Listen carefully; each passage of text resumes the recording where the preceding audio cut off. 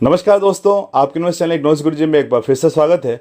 जैसे कि आप देख रहे हैं, आज हम 1929 की जो महामंदी है उसके बारे में देखेंगे। आर्थिक एजेंट कौन होते हैं, बार बार यूज़ होता है, बार बार हम प्रयोग करते हैं कि आर्थिक एजेंट। तो आर्थिक एजेंट कौन होते हैं उसके बारे में हम डिटेल में देखेंगे। और अर्थशास्त्र में क्लासिकल और न्यू क्लासिकल या किन्सियन विचारधारा जो है, वो किन्सियन विचारधारा क्या है उसके बारे में डिटेल में आज हम इस वीडियो में समझेंगे। ठीक है।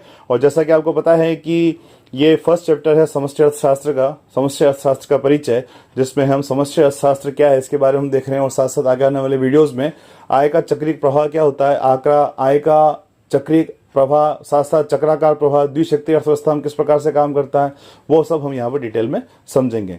तो इससे पहले कि हम आगे बढ़े, जैसे कि आप देख रहे हैं ये फोर्थ पार्ट है। इसके 3 पार्ट ऑलरेडी अपलोड हो चुके हैं। अगर आपने वो अभी तक नहीं देखे हैं तो उन तीनों पार्ट के लिंक मैं इस वीडियो के डिस्क्रिप्शन में मेंशन कर रहा हूं, आप वहां पर जाइए और इन तीनों पार्ट को आराम से आप देख सकते हैं। ठीक है, तो शुरू करते हैं, देखते हैं कि 1929 की महामंदी क्या है। देखिए, समष्टि अर्थशास्त्र के बारे में अध्ययन करते हैं। एक बात बता दूं मैं आपको कि समष्टि अर्थशास्त्र का उद्भव ज्यादा पुराना नहीं है, 100 साल भी नहीं है। 1929 की जो महामंदी आई थी उसके बाद ही समष्टि अर्थशास्त्र जो है वो प्रचलन में आया है। वर्तमान में हम इसके बारे में जो आर्थिक सिद्धांत पढ़ते हैं, समष्टि अर्थशास्त्र की विचारधाराओं के बारे में हम डिटेल में पढ़ते हैं। ये सभी विचारधाराएं 1929 की महामंदी के बाद ही प्रचलन में आई है, वर्तमान में आई है। तो वो कैसे आई है, क्यों आई है, इसके बारे में हम समझेंगे। तो आई होप ये वीडियो आज बहुत इंटरेस्टिंग होने वाला है, आपके नॉलेज को बढ़ाएगा। साथ साथ एग्जाम में भी आप इससे रिलेटेड जो भी क्वेश्चन होंगे वो आप अच्छे से परफॉर्म कर पाएंगे। ठीक है, तो बढ़ते हैं आगे, देखते हैं। सबसे पहले हम यहाँ पर समझेंगे कि आर्थिक एजेंट कौन होता है, क्योंकि आर्थिक एजेंट बार बार वर्ड यूज होता है। हम व्यष्टि अर्थशास्त्र में व्यक्तिगत आर्थिक एजेंटों का अध्ययन करते हैं, जबकि समष्टि अर्थशास्त्र में हम समूह लेवल के या पूरी अर्थव्यवस्था को जो प्रभावित करते हैं उन आर्थिक एजेंटों का अध्ययन यहाँ पर करते हैं। तो आर्थिक एजेंट कौन होते हैं, सिंपल सा हम कहें कि आर्थिक एजेंट का मतलब, देख रहे हैं आप, ऐसे व्यक्ति या संस्थाएं जो आर्थिक निर्णय लेते हैं। जो कोई भी आर्थिक निर्णय लेगा वो आर्थिक एजेंट कहलाएगा। आपके परिवार में जो इनकम कमाता है, जो भी मुखिया है, चाहे आपके फादर है या आप स्वयं हैं, वो आर्थिक एजेंट कहलाएंगे, क्योंकि वो आर्थिक निर्णय लेते हैं कि जो इनकम आई है, जो आय आई है कुल परिवार की, उस आय को किस प्रकार से खर्च किया जाए। सरकार भी आर्थिक एजेंट होती है। सरकार के पास जो करों से या अन्य सोर्सों से उसको जो पैसा मिलता है, इनकम मिलती है, उस इनकम को किस प्रकार से खर्च करे। एक उत्पादक भी आर्थिक एजेंट होता है। क्यों? क्योंकि उसके पास जो उपलब्ध फंड है, उस फंड से विभिन्न उत्पादन के साधनों का प्रयोग किस प्रकार से करे ताकि वो अधिक से अधिक लाभ कमा सकें।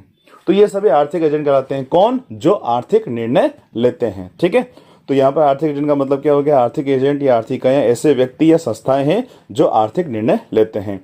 अब इसमें आर्थिक एजेंट कौन हो सकते हैं, वो उपभोक्ता हो सकते हैं, जो तय करते हैं कि क्या और कितना उपभोग करना है।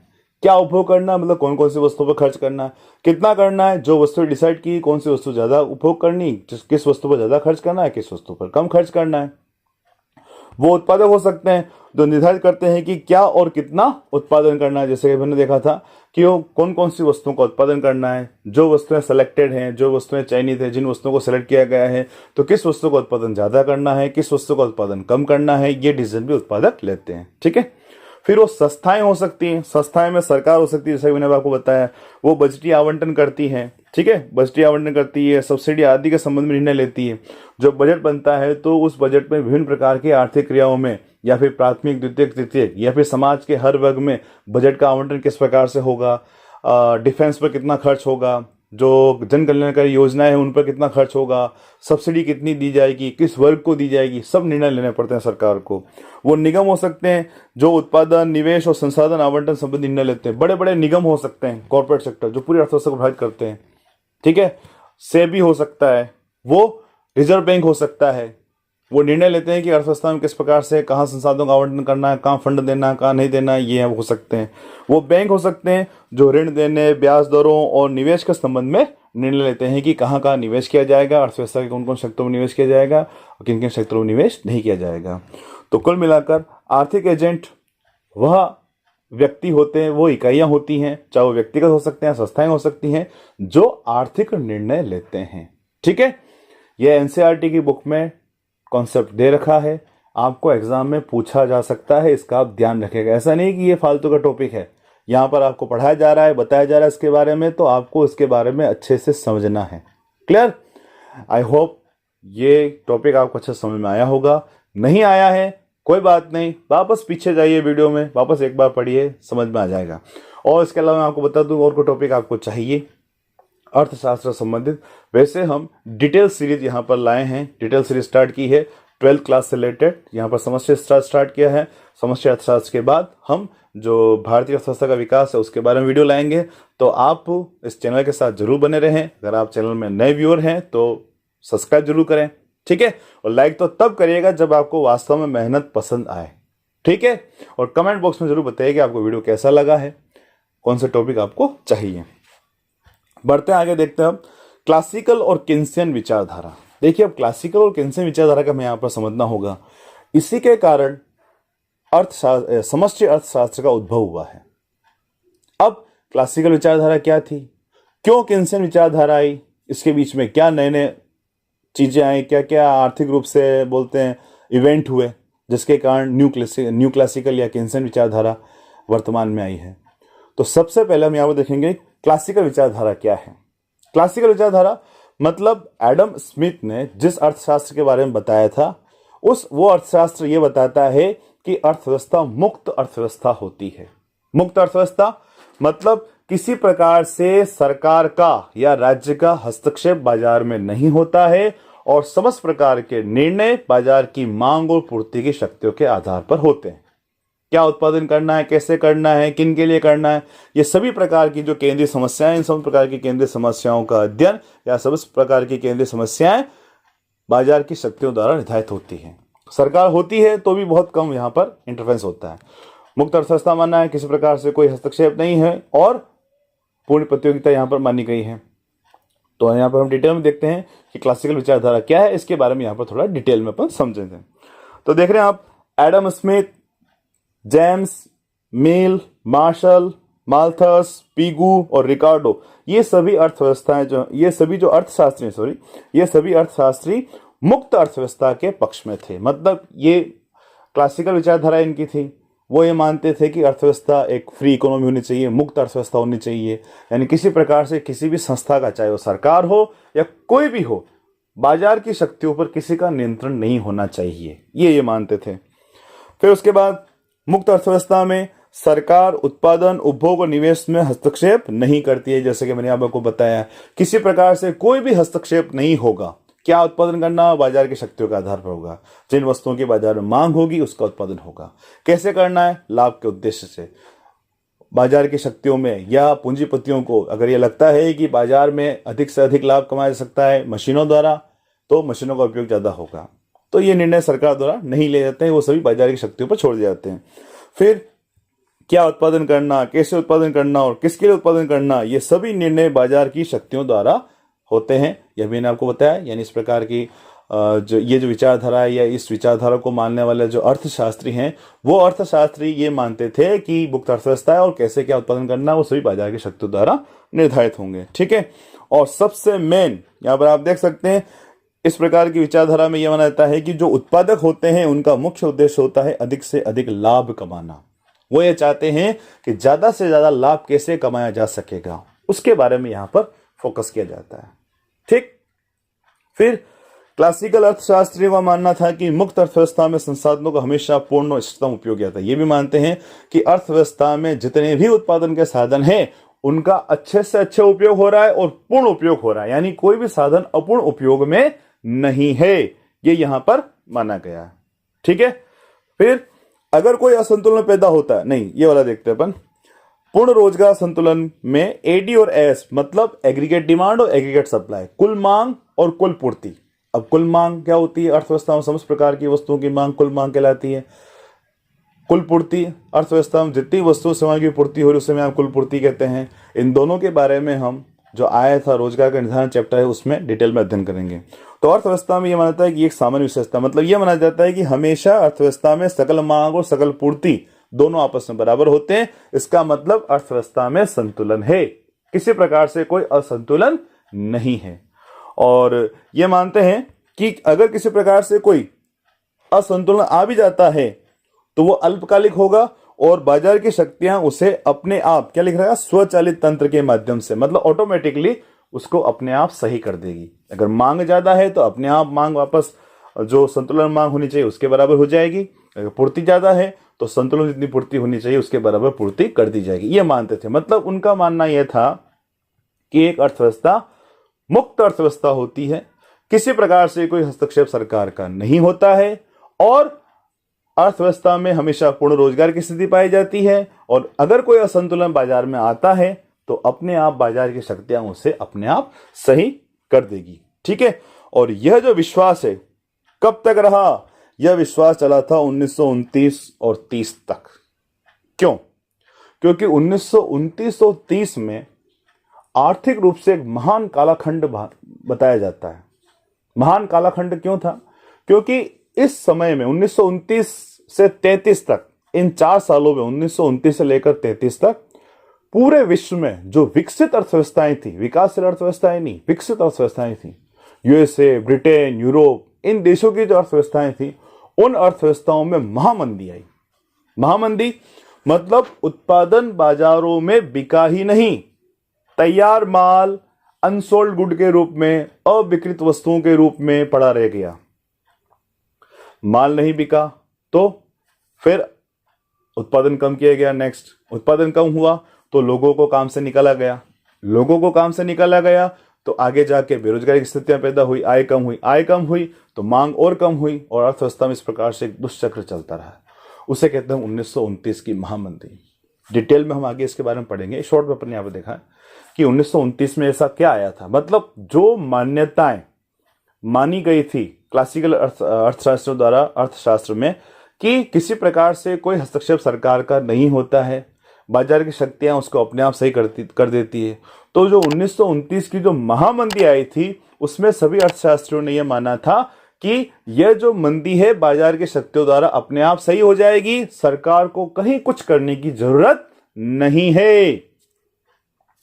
यही सबसे दिक्कत की बात थी। 1933 तक यह सब कालक्रम चलता रहा। फिर अर्थशास्त्रियों के दिमाग में आया, कुछ अर्थशास्त्रियों ने सुझाया कि नहीं, ऐसी बात नहीं है। अगर ऐसी स्थिति आ जाती है तो ऐसी स्थिति में सरकार का रोल, राज्य का हस्तक्षेप, राज्य की भूमिका सबसे महत्वपूर्ण होती है। कैसे? अगर ऐसी स्थिति आती है तो सरकार अपनी तरफ से अर्थव्यवस्था में खर्च करती है, पैसा जाता है, व्यय होता है, पैसा जाता है तो अर्थव्यवस्था में लोगों के पास आय आएगी तो मांग बढ़ाएंगे, मांग बढ़ाएंगे तो समस्त प्रकार के उद्योग चलेंगे, उद्योग चलेंगे तो वहां पर निवेश होगा, उत्पादन होगा, लोगों को काम पे रखा जाएगा, लोगों को काम पे रखा जाएगा तो बेरोजगारी अपने आप दूर हो जाएगी और अपने आप अर्थव्यवस्था में एक बूम आएगा, एक तेजी आएगी। आय का सृजन होगा तो मांग होगी, मांग होगी तो उत्पादन होगा, उत्पादन होगा तो लोगों को काम मिलेगा, वापस आय का सृजन होगा। तो इस प्रकार से यहां पर बताया गया था कि एक नया गुट आया, एक नए अर्थशास्त्रियों की विचारधारा पैदा हुई जिसमें जॉन मेनार्ड किन्स मैन थे। जॉन मेनार्ड किन्स 1936 में, ध्यान रखिएगा 1936 में जॉन मेनार्ड किन्स ने जो बुक लिखी थी the general theory of employment, interest and money, उसमें उन्होंने इस मंदी के डिटेल कारणों के बारे में बताया। उन्होंने कहा कि क्लासिकल अर्थशास्त्रियों की जो मुख्य जो मान्यताएं थी, मुक्त अर्थव्यवस्था, स्वचालित तंत्र, बाजार अपने आप सही कर देगा, ये सभी मान्यताएं विफल हो गई थी इस कालखंड में। तब उन्होंने बताया इसमें कि सरकार का रोल बहुत महत्वपूर्ण होता है। निवेश संबंधी सिद्धांत उन्होंने इस बुक में दिए और इसमें हम देख रहे हैं, इसलिए इसको हम यहां पर किन्सियन विचारधारा कहते हैं। किन्सियन विचारधारा क्यों कहते हैं? क्योंकि इसके मुख्य रूप से प्रतिपादक जो हैं वो माना जाते हैं जॉन मेनार्ड किन्स। ध्यान रखिएगा, ठीक है। तो आप यहां पर देख रहे हैं कि इस विचारधारा की वकालत लॉर्ड जॉन मेनार्ड किन्स ने की थी। 1929 की महामंदी के बाद दुनिया भर में आर्थिक मंदी आ गई थी, अभी अपन देखा, और महामंदी के दौरान यूरोप, उत्तरी अमेरिका और दुनिया के अन्य हिस्सों में उत्पादन, रोजगार स्तर में बड़ी भारी गिरावट देखने को मिली थी। जो विकसित राज्य थे, जो अपने आप को आर्थिक रूप से महाशक्तियां मानते थे, उन राज्यों में, उन देशों में ही यह समस्या सबसे विकराल थी। फिर कुल मांग कम थी जिससे कारखाने निष्क्रिय हो गए और अर्थव्यवस्था में बेरोजगारी बढ़ गई थी। अब यहाँ पर आप देख सकते हैं सबसे मेन इस समय में हम देखें 1929 से 1933 के बीच देखें तो बेरोजगारी दर 3% से बढ़कर 25% हो गई। मतलब जहां पहले इन देशों में 100 में से 3 व्यक्ति बेरोजगार थे, अब 100 में से 25 व्यक्ति बेरोजगार थे। सोचिए आप, 25 लोगों को काम नहीं मिल रहा है, 25 व्यक्ति बेरोजगार हैं। अगर 25 व्यक्ति बेरोजगार है तो उनकी आय भी नहीं रहेगी, आय नहीं रहेगी तो बाजार में अपने आप मांग कम होगी। देख सकते हैं आप यहां पर कि इस स्थिति में, मतलब इस कालखंड में जो कुल उत्पादन था उसमें लगभग 33% 33% तक टोटल प्रोडक्शन गिर गया। क्यों? क्योंकि बाजार मांग ही नहीं, मांग नहीं तो उत्पादन करके क्या करना है। और कुल उत्पादन 33% गिर गया, मतलब 33% उत्पादन घटा है तो इसमें लगे व्यक्तियों को काम से निकाला गया, काम से निकाला गया तो बेरोजगार हुए, उनके आय का स्तर घटा और इस स्थिति में और एक बोलते हैं दुष्चक्र चला। काम से निकाले गए, बेरोजगार हुए, आय कम हुई, आय कम हुई तो और मांग कम हुई अर्थव्यवस्था में और इस प्रकार से दुष्चक्र चलता रहा। आय मांग कम और हुई तो उत्पादन और कम, और उत्पादन कम तो और लोगों को काम से निकाला गया। तो बेरोजगारी इसी कारण से 3% से बढ़कर 25% तक हो गई थी। फिर इस अवधि में कीमतों, मुनाफे, निवेश स्तर और रोजगार में लगातार गिरावट देखी गई। जाहिर सी बात है, अगर अर्थव्यवस्था में मांग नहीं है तो उत्पादन नहीं होगा, उत्पादन नहीं होगा तो लाभ नहीं होंगे। कीमतें भी लगातार घट रही, ऐसा नहीं कीमतें लगातार बढ़ रही, ऐसा नहीं था। कीमतें लगातार घट रही हैं तो भी लोग नहीं खरीद रहे। क्यों? क्योंकि लोगों के पास खरीदने के लिए पैसा ही नहीं था। यह समस्या थी सबसे मेन। फिर किन्स ने देखा कि क्लासिकल आर्थिक मान्यताएं स्थिति को सही करने में प्रभावी नहीं थी क्योंकि बेरोजगारी बनी हुई थी। जैसा कि अभी हमने यहां पर समझा था, ये जो मान्यताएं थी किनकी? क्लासिकल विचारधाराओं की या क्लासिकल अर्थशास्त्रियों की, वो मान्यताएं यहां पर पूर्ण रूप से विफल हो चुकी थी।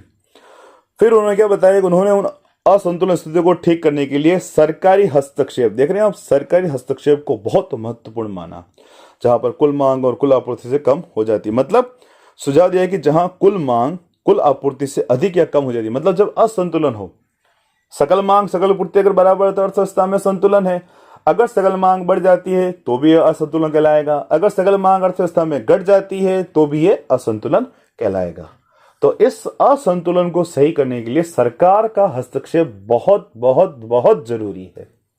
ये जॉन मेनार्ड किन्स ने बताया था। इसीलिए ध्यान रखिएगा, जॉन मेनार्ड किन्स को समष्टि अर्थशास्त्र का जन्मदाता कहा जाता है। क्या कहा जाता है? समष्टि अर्थशास्त्र का जन्मदाता कहा जाता है। अर्थशास्त्र का जन्मदाता एडम स्मिथ को कहा जाता है और समष्टि अर्थशास्त्र का जन्मदाता किसको? किन्स को कहा जाता है। ठीक है।